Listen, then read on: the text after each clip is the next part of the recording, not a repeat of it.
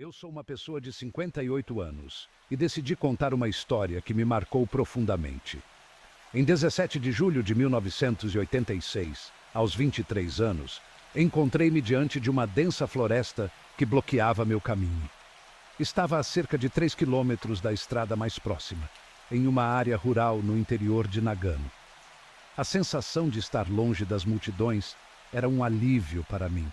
Um jovem introvertido que sempre se sentia ansioso em ambientes cheios de gente. Embora soubesse que estava invadindo uma propriedade privada, a falta de pessoas por lá me dava uma sensação de segurança. Porém, algo na floresta me causava um desconforto. Meu estômago gelou, como se meu corpo estivesse me alertando para um perigo iminente. Avistando um brilho azulado, pensei inicialmente que poderia ser um cobertor deixado por jovens em uma festa de verão. No entanto, logo percebi que não era provável que alguém chegasse tão longe na floresta para deixar um item como aquele. A ideia de que talvez meu avô estivesse certo sobre contrabandistas de bebidas ilegais escondidos naquela área remota passou pela minha mente. Eu costumava achar que eram apenas histórias de um velho preso ao passado, mas naquele momento comecei a questionar se ele não tinha alguma razão. Abaixei-me e tentei observar melhor o que estava diante de mim. Meu coração acelerava e eu me sentia um pouco tolo por estar tão nervoso. A curiosidade me impulsionava e, mesmo com a sensação de desconforto, decidi continuar. Levantei-me, sacudi a sujeira das calças e segui em frente, agora com mais cautela.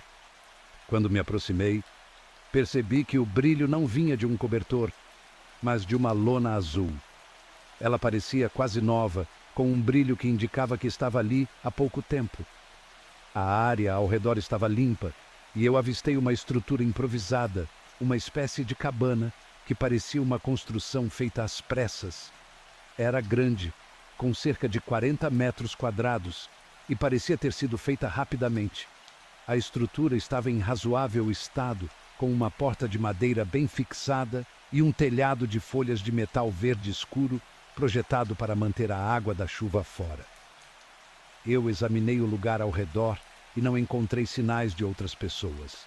Não havia marcas, símbolos ou fogueiras. Decidi chamar, mas minha voz não ecoou. Simplesmente se perdeu no silêncio da floresta. Toquei a porta e percebi que estava bem trancada, com uma tábua servindo como cunha para mantê-la fechada.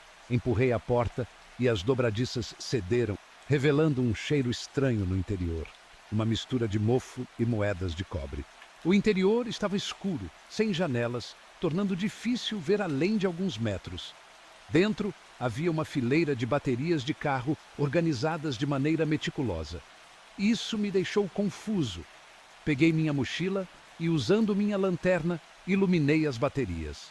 Elas pareciam novas e estavam acompanhadas de fios organizados. No centro da sala havia uma única cadeira com modificações bizarras, largos apoios e laços nas extremidades, além de um dispositivo metálico que se parecia com um capacete. Em cima de uma mesa havia uma pequena televisão e um dispositivo eletrônico que eu não consegui identificar. Eu estava paralisado, meu coração batendo forte e a respiração acelerada. A visão do cômodo era perturbadora e eu estava completamente sem ideia do que estava vendo. Decidi que era melhor não entrar mais. Era tarde, a escuridão estava se aproximando e eu tinha que voltar. Fechei a porta, coloquei a cunha de volta e decidi acampar por ali, planejando voltar pela manhã para investigar mais a fundo. 18 de julho de 1986. Passei a noite lutando para dormir. Minha mente estava agitada, criando cenários perturbadores, e eu não conseguia desligar o fluxo de pensamentos. O terreno onde eu estava pertencia a um juiz conhecido na região, um homem com influência considerável. Não conseguia acreditar que algo assim passaria despercebido por ele. O juiz certamente saberia da existência daquele abrigo se ele tivesse sido construído sem seu conhecimento. Limpei a área onde acampei o melhor que pude. Joguei minha mochila nos ombros e, após algumas respirações profundas, Comecei a caminhar de volta em direção ao abrigo. Minha curiosidade exigia respostas, e eu esperava encontrá-las. Ao chegar ao local, observei o abrigo novamente, procurando qualquer sinal de movimento. Estava um pouco mais calmo desta vez. Aproximando-me, contornei a estrutura em busca de algo fora do comum. Pela parede leste, avistei algumas camas improvisadas. Não havia muito nelas. Usei a lanterna para iluminar embaixo e ao redor, mas não encontrei nada de interessante. Parecia que aquelas camas não haviam sido usadas há algum tempo. Algo nelas me deu a impressão de que não eram usadas com frequência, embora não conseguisse explicar exatamente por quê. No canto da sala, encontrei uma caixa marrom com uma folha de papel branca e uma única letra e número impressos na frente. Tirei o papel e descobri uma fotografia por trás dele. Era um close-up do olho de alguém. Pude ver parte de uma bochecha, um nariz e algumas mechas de cabelo loiro comprido. A impressão que tive foi de que o olho pertencia a uma mulher. O olho estava deformado, a pupila estava espalhando para a íris azul da garota. A fotografia não tinha data nem marcação alguma. Minha lanterna iluminou a televisão. Embora estivesse desligada, um segundo fio estava conectado a uma entrada na parte de trás, indo até um dispositivo próximo sobre a mesa. Aproximei-me do dispositivo e o examinei. Era um videocassete, algo que eu já tinha visto antes em catálogos. Não era barato. Custaria o mesmo que um carro usado. Notei uma fita no interior. Puxei-a para fora, esperando ver alguma marcação, mas estava completamente em branco. O que eu via, por mais difícil que fosse acreditar, era que alguém tinha construído um abrigo na floresta, arrumado camas, colocado uma cadeira sinistra, uma televisão e um videocassete e gravado algo. Quem faria isso e por quê? Eu estava ofegante. Coloquei a fita de volta no videocassete, virei minha cabeça e olhei para a porta, esperando ver alguém. Ainda não havia ninguém, e o único som era o suave canto dos pássaros. Comecei a apertar os botões do videocassete e ouvi a fita girar. A televisão se iluminou com o som crepitante vindo dos pequenos alto-falantes, que logo foi silenciado. Em seguida, ouvi uma voz feminina desconhecida. Desesperado para entender o que estava sendo dito, tentei escutar, mas as palavras estavam distorcidas e impossíveis de compreender. Elas ecoavam na minha mente e me fizeram cambalear por um momento. Decidi que já tinha visto o suficiente. Pressionei o botão de parar, mas a fita continuou a rodar. Comecei a ficar nervoso novamente, com a respiração acelerada. O vídeo não parava, a televisão continuava a funcionar e a voz continuava a falar. Então, a tela piscou, mudando de estática para um quarto escuro. Um homem estava sentado em frente à câmera. Ele usava uma camisa preta com um colarinho amassado e não conseguia parar de se mexer, como se estivesse desconfortável no lugar onde estava sentado. Parecia assustado e eu comecei a suar. Ele estava dizendo algo e eu me inclinei para ouvir. Por favor, não me machuque." E com isso, a gravação terminou. A tela se apagou, a fita parou e o videocassete e a televisão finalmente desligaram. Fiquei lá, tentando me recompor. Meu coração batia forte e as palavras do homem ecoavam em minha mente. Não sabia o que pensar. Sentia-me mal. Tudo parecia feito para me assustar. Era uma piada elaborada? Eu não sabia. Saí do abrigo o mais rápido que pude, fechei a porta atrás de mim e comecei a caminhar pela floresta de volta para casa. A cada passo, a tensão diminuía, mas eu estava tomado por um medo que não conseguia entender. Passei a semana seguinte tentando evitar pensar sobre o que tinha visto. Esforcei-me para não pensar no homem no vídeo, mas suas palavras ainda me assombravam. No fundo da minha mente, algo me dizia para não deixar isso de lado. Sabia que não conseguiria seguir em frente se não fizesse algo. Então, liguei para o escritório da polícia local e contei tudo o que havia visto. Para minha surpresa, ninguém parecia levar a sério o que eu dizia. A resposta foi vaga, algo como: "Vamos ver o que podemos fazer", mas nunca mais ouvi falar deles. Uma semana depois, voltei ao local do abrigo. Quando cheguei, tudo o que encontrei Foi uma pilha de madeira queimada. O abrigo havia sido destruído. Não havia mais nada além de cinzas e restos carbonizados. Alguém tinha chegado antes de mim e apagado qualquer evidência do que aconteceu ali. Senti-me frustrado, como se tivesse caído em uma armadilha. Eu sabia que não devia ter voltado, e agora tudo estava destruído. Voltei para casa, ainda mais inquieto do que antes. Alguns anos se passaram, e em 1990, finalmente decidi que precisava fazer algo sobre isso. Entrei em contato com o FBI. Contei a eles tudo o que sabia e perguntei se poderiam investigar. A resposta foi decepcionante. O agente com quem falei disse que o juiz responsável pelas terras havia falecido e que não havia mais pistas. O caso estava fechado e eu fiquei com ainda mais perguntas sem respostas. Até hoje, ainda penso nisso de vez em quando. Nunca consegui esquecer completamente o que aconteceu naquela floresta. Talvez nunca consiga. Aquelas imagens, a voz distorcida e o olhar aterrorizado do homem no vídeo continuavam a me assombrar. Em cada canto escuro ou ambiente silencioso, eu me via revisitando aquele abrigo na floresta, tentando entender o que havia realmente acontecido. O mistério do lugar, a sensação de que algo sombrio estava oculto, me seguiu por anos e moldou a maneira como eu via o mundo. A floresta, que antes parecia um refúgio tranquilo, se transformou em um lugar de medo e incerteza. Eu nunca voltei àquela floresta e evito áreas remotas sempre que posso. A experiência me ensinou a respeitar o desconhecido e a aceitar que há coisas que talvez nunca sejam totalmente explicadas. O que vi e ouvi naquele abrigo é um mistério que me acompanhará para sempre. E, por mais que eu tente seguir em frente, sempre haverá uma parte de mim que permanecerá naquelas sombras.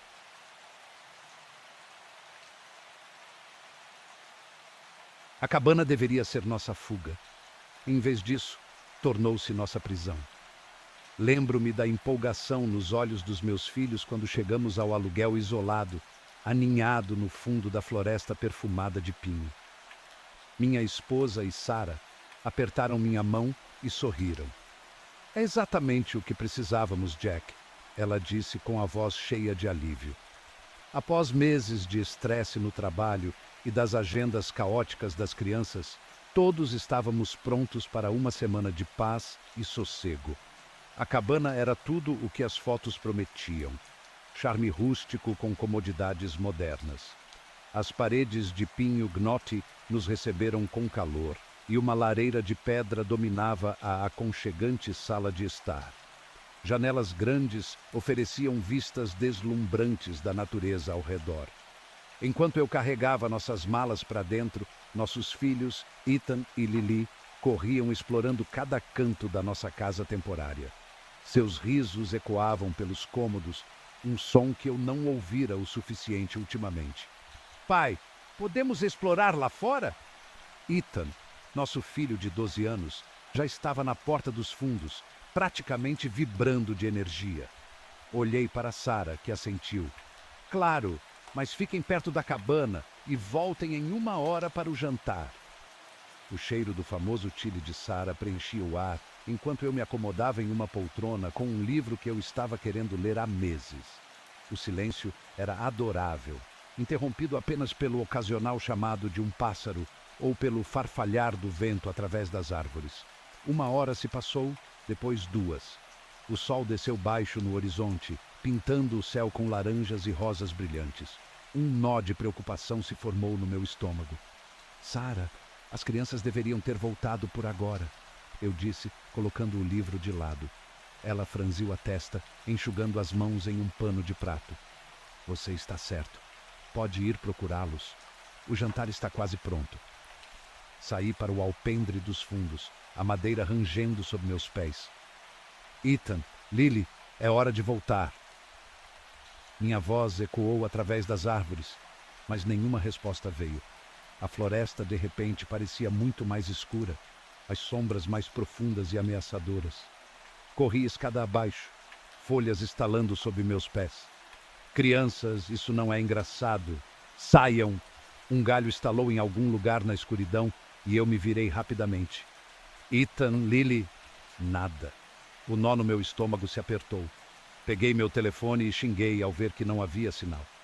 Claro, estávamos a milhas da torre de celular mais próxima. Corri de volta para a cabana.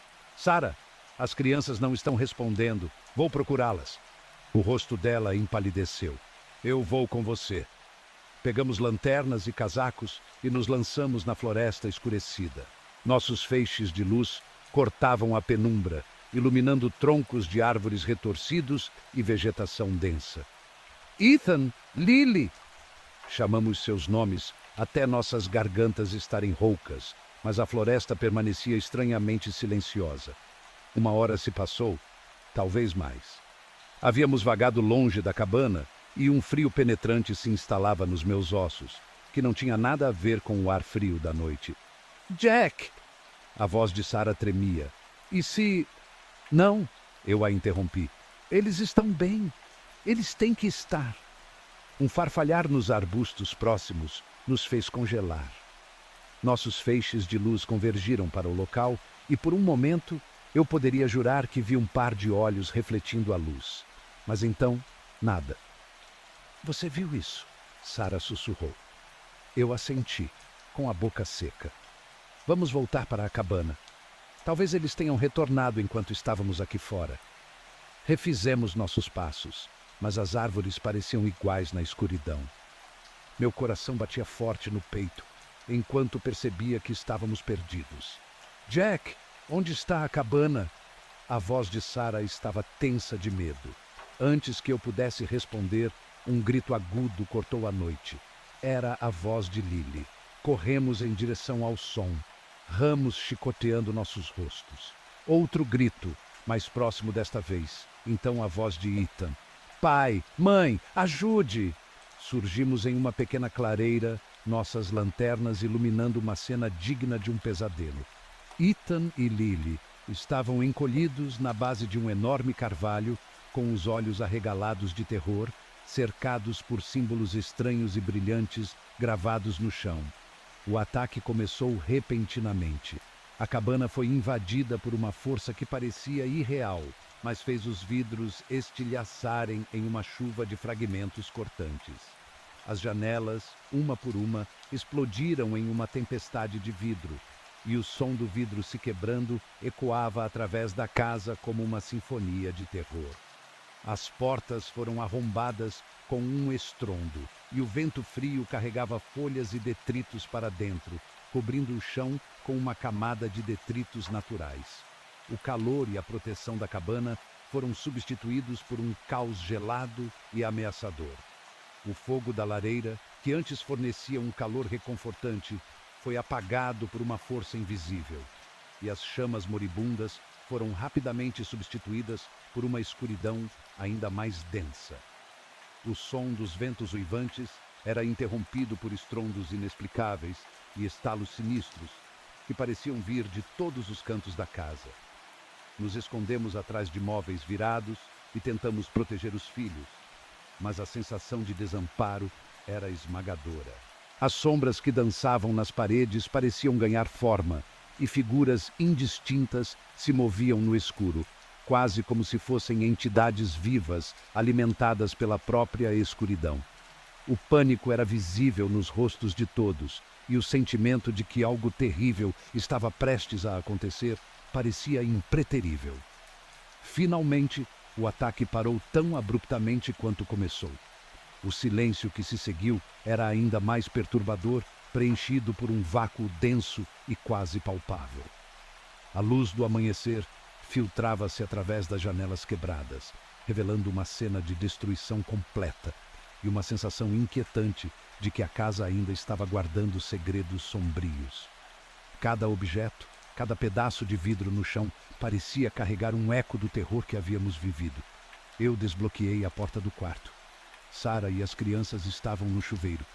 Os canos gemiam ominosamente antes de começar a funcionar. A água quente ajudou a aliviar um pouco da tensão dos meus ombros, mas eu não conseguia afastar a sensação de que algo estava errado. Tentei racionalizar. Lugar novo, dia longo, café demais, mas a sensação persistia. Enrolado em um roupão de hotel macio, me acomodei na mesa e abri meu laptop. O Wi-Fi estava dolorosamente lento, cada página levando uma eternidade para carregar. Eu estava no meio de responder a um e-mail quando ouvi um leve toque na porta. Esperamos que você esteja aproveitando seu retorno ao Hotel Blackwood. Como um hóspede valioso, tomamos a liberdade de fornecer algumas lembranças de suas estadias anteriores conosco. Seu quarto foi especialmente preparado para aprimorar sua experiência. Esperamos que você se junte a nós durante toda a sua visita desta vez. Fazer o check-out antecipado pode ser problemático. Tenha doces sonhos, a administração. Dias anteriores, eu nunca estive aqui antes, estive? Um toque na porta me faz pular. Serviço de limpeza! Uma voz alegre chama. Aproximo-me cautelosamente. Águas cristalinas, praias imaculadas e o máximo em relaxamento. O que não mencionava eram os segredos que se escondiam logo além da costa. Chegamos ao nosso resort numa ensolarada tarde de terça-feira. A vista do nosso bangalô à beira-mar era de tirar o fôlego, uma vasta extensão de água turquesa se estendendo até o horizonte. Naquela primeira noite, enquanto degustávamos coquetéis em nosso deck privativo, notei uma pequena forma escura à distância. "Ei, Lisa!" eu disse apontando. "É uma ilha lá fora?" Ela franziu a testa, seguindo meu olhar. No dia seguinte, saímos para explorar e tropeçamos em algo estranho. Eu me escondi atrás de uma palmeira, meu coração acelerado. O que havia nessas caixas? Drogas? Armas? Minha mente girava com possibilidades, cada uma mais aterrorizante que a anterior. Um galho estalou sob meu pé e uma das figuras virou-se bruscamente em minha direção. Prendi a respiração, pressionando-me contra a casca áspera da árvore. "Ei!" uma voz chamou. "Quem está aí?" Corri, sem parar, até estar de volta em nosso bangalô, ofegante. Lisa se levantou na cama, com os olhos arregalados de preocupação. "Jack, o que aconteceu?" Eu contei tudo a ela. No dia seguinte, ao sairmos do resort, encontramos 6 homens que estavam claramente irritados conosco. Um deles, um homem alto, com uma cicatriz irregular descendo pela bochecha, aproximou-se de nós. Bem, ele disse, com um sotaque que misturava algo de local com um toque europeu. "O que temos aqui? Um casal de apaixonados que voou um pouco longe demais do ninho." "Desculpe", eu gaguejei. "Não queríamos invadir. Estávamos apenas explorando." O homem assentiu, aliviado. "Você está certo. Vamos tentar aproveitar o resto das nossas férias." Mas ambos sabíamos que as coisas haviam mudado. O resto da nossa viagem foi contido, a alegria despreocupada daqueles primeiros dias substituída por uma constante tensão. De volta para casa, tudo parecia normal, mas ocorrências estranhas começaram a quebrar minha compreensão da realidade. Uma noite, enquanto eu estava sozinho na casa escura, um suave som rítmico de arranhões se tornava mais claro. Soava como garras em pedra, vindas de algum lugar à frente. Eu me virei para ver um estreito corredor que descia para o porão. À medida que descia, o ar ficava frio e úmido. A única luz vinha de fungos fosforescentes estranhos crescendo nas paredes. O corredor se abriu em uma vasta câmara subterrânea, cheia de símbolos e diagramas antigos. Encontrei uma porta oculta, revelando um corredor estreito.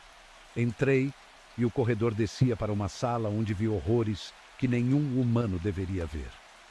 Nas semanas seguintes, mergulhei em textos e rituais antigos. A verdade que descobri era perturbadora, e eu sabia que os horrores que testemunhei me assombrariam para sempre.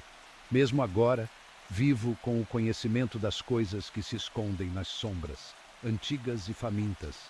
Às vezes, só é preciso girar uma chave ou ver uma sombra no canto do meu olho para me lembrar da escuridão que espreita além do véu da nossa compreensão.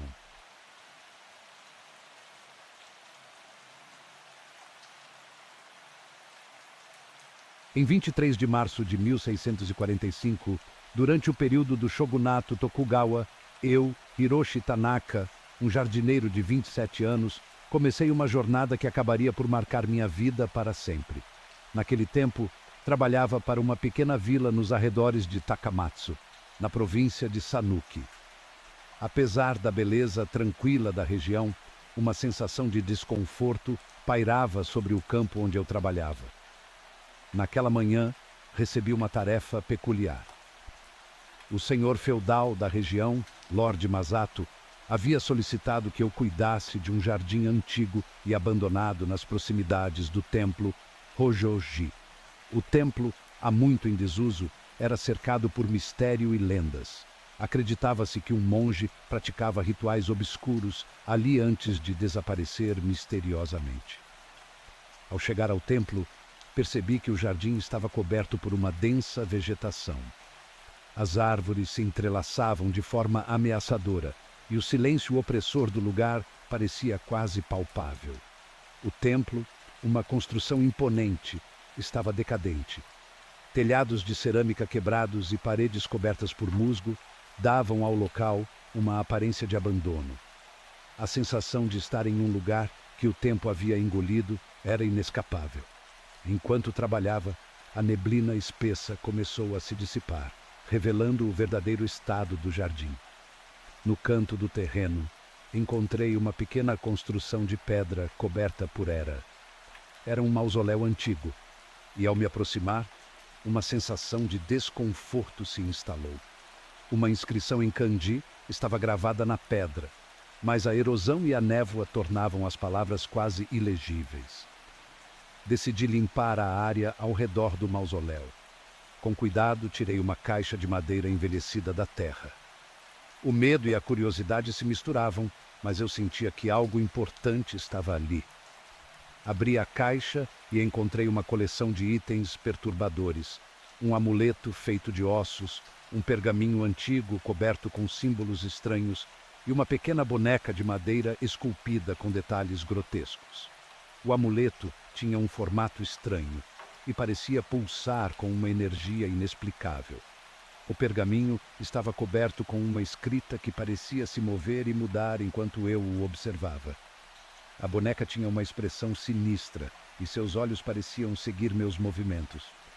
O medo me consumiu, mas a sensação de ter encontrado algo significativo era ainda mais forte. Levei os itens de volta para o templo e os coloquei em um canto, esperando encontrar algum significado para aqueles objetos. As horas passaram e, ao entardecer, comecei a sentir uma inquietação crescente. O templo estava envolto em um silêncio inquietante e a sensação de que algo estava errado aumentava a cada momento. Naquela noite, algo mudou no templo. As paredes pareciam sussurrar e sons estranhos ecoavam pelos corredores. Sentia uma presença invisível, como se olhos invisíveis me observassem constantemente. O silêncio absoluto era interrompido por ruídos inexplicáveis e murmúrios em uma língua que eu não conseguia identificar. O ambiente se tornava cada vez mais opressivo e a sensação de desconforto só aumentava. Decidi passar a noite no templo para investigar o que estava acontecendo. Preparei um pequeno espaço para dormir em um dos quartos do templo e tentei descansar, mas o medo era palpável. Cada sombra parecia se mexer e o sussurro das paredes parecia aumentar em intensidade. O silêncio da noite era interrompido apenas por sons inexplicáveis, como se algo estivesse tentando se comunicar. Durante a noite, fui acordado por um grito aterrorizante que parecia vir do mausoléu. Meu coração disparou e eu me levantei apressadamente, indo em direção ao som. Quando cheguei ao mausoléu, a caixa que eu havia encontrado estava aberta e os itens estavam espalhados pelo chão. A boneca estava de pé, como se tivesse sido colocada ali por uma mão invisível. O amuleto estava brilhando com uma luz fraca e pulsante, e o pergaminho estava agora desenrolado, com símbolos que pareciam se mover de maneira frenética. Senti um frio na espinha quando uma sombra se materializou na entrada do mausoléu. Era uma figura espectral, com uma aparência translúcida e um rosto distorcido em uma expressão de dor e raiva. A sombra parecia se aproximar de mim, e eu fiquei paralisado pelo terror. Uma voz, fraca e distorcida, começou a sussurrar palavras que eu não conseguia entender, mas a sensação de urgência era clara. A figura se aproximava cada vez mais, e eu percebi que precisava sair dali. Corri para fora do templo, sem me preocupar com os itens espalhados, e procurei abrigo na vila. Passei a noite em claro, atormentado pelo que havia visto. O medo era tão intenso que eu não consegui dormir nem por um momento. Nos dias seguintes, tentei ignorar o ocorrido, mas a experiência me marcou profundamente. A sensação de que algo estava errado persistia.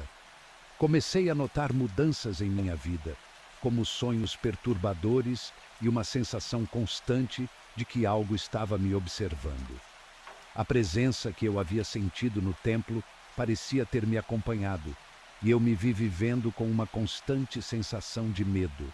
A sensação de inquietação não desapareceu. As noites se tornaram cada vez mais perturbadoras. Meus sonhos estavam infestados de visões do mausoléu, da figura espectral e dos sussurros incompreensíveis que pareciam ecoar na minha mente. Cada vez que eu fechava os olhos, a imagem da sombra distorcida aparecia, como se estivesse me chamando de volta para o templo. Decidi procurar ajuda. Encontrei um monge local, o Sr. Kenzo, conhecido por suas habilidades em exorcismos e rituais de purificação. Ao ouvir minha história, o monge ouviu atentamente, sua expressão permanecendo grave e preocupada. Ele explicou que, segundo as lendas antigas, espíritos vingativos e maldições podiam ser atraídos por objetos ritualísticos e que eu havia perturbado um local sagrado. O Sr. Kenzo me informou que o templo Hojoji tinha uma reputação sombria na região. Havia rumores de que o monge que desaparecera havia tentado realizar um ritual proibido para invocar espíritos de outra dimensão. O ritual, segundo ele, poderia ter deixado uma marca indelével no local, atraindo espíritos perturbados e inquietos. Como recomendação, o monge me sugeriu fazer uma oferenda de purificação no templo para tentar apaziguar os espíritos. Com relutância, concordei em seguir seu conselho. Na manhã seguinte, voltei ao templo Hojoji, acompanhando o monge e alguns dos seus discípulos. Levávamos incensos, alimentos oferecidos e amuletos para afastar as forças malignas. Ao chegar, o templo parecia ainda mais desolado do que antes. A névoa parecia ter engrossado, cobrindo o local com uma camada opaca que distorcia a luz do sol. O Sr. Kenzo e seus discípulos começaram a preparar o ritual, acendendo os incensos e recitando sutras antigos. O ambiente estava carregado de uma tensão palpável, e eu não conseguia evitar a sensação de que algo estava prestes a acontecer. Enquanto o ritual avançava, eu estava à margem, observando com crescente nervosismo. O silêncio no templo era interrompido apenas pelo som do canto dos monges e o crepitar dos incensos. À medida que o ritual se aprofundava, a sensação de desconforto aumentava. Eu podia sentir uma presença invisível, como se a atmosfera estivesse carregada de uma energia densa e opressiva. De repente, o ambiente começou a mudar. As sombras no templo pareciam se alongar e se contorcer de maneira sinistra, e uma sensação de frio intenso permeou o ar. Os monges continuavam com seus cânticos, mas havia um desespero em suas vozes que não podia ser ignorado. Eu vi figuras espectrais emergindo das sombras, suas formas indistintas e distorcidas se movendo de maneira inquietante. Quando o ritual chegou ao seu clímax, um grito agudo e estridente cortou o silêncio. As figuras espectrais começaram a se agitar e a formar uma massa turbulenta de sombras e luzes. O templo parecia estar em um estado de caos total, com os monges lutando para manter o controle da situação. O Sr. Kenzo tentou reforçar a purificação, mas a força das entidades parecia ser demais para ele. A atmosfera tornou-se insuportável. Eu senti como se uma pressão invisível estivesse me esmagando e o medo tomou conta de mim. As visões da figura espectral e dos sussurros se tornaram mais intensas e a sensação de ser observado estava insuportável. Sem mais forças para enfrentar aquilo, eu corri para fora do templo e procurei abrigo na vila. Naquela noite, o medo e a inquietação me consumiram completamente. Não consegui dormir, atormentado pelas imagens e sons que pareciam seguir-me onde quer que eu fosse. Os dias seguintes foram um tormento, com pesadelos cada vez mais vívidos e uma sensação constante de que algo estava à espreita. A presença que eu sentira no templo parecia ter se instalado em minha vida, acompanhando-me em cada momento de paz. Decidi procurar o Sr. Kenzo novamente, mas, para minha surpresa, ele havia desaparecido. A vila estava em luto pela perda do monge, e ninguém sabia para onde ele tinha ido. As informações sobre o templo Hojoji tornaram-se escassas, e os moradores estavam relutantes em falar sobre o lugar. A experiência no templo deixou uma marca indelével em minha vida. Eu tentei seguir em frente, mas a sensação de inquietação nunca desapareceu. A cada vez que fechava os olhos, a imagem da figura espectral e os sussurros sinistros retornavam. O templo Hojoji permaneceu em ruínas, uma lembrança constante do que havia acontecido ali. Anos se passaram e a vida continuou, mas a experiência no templo Hojoji nunca foi esquecida. As noites eram preenchidas por pesadelos e a sensação de ser observado se tornou parte da minha vida cotidiana. A presença perturbadora que eu havia sentido no templo parecia ter se infiltrado em cada aspecto da minha existência. E a memória daquela noite aterrorizante nunca me deixou.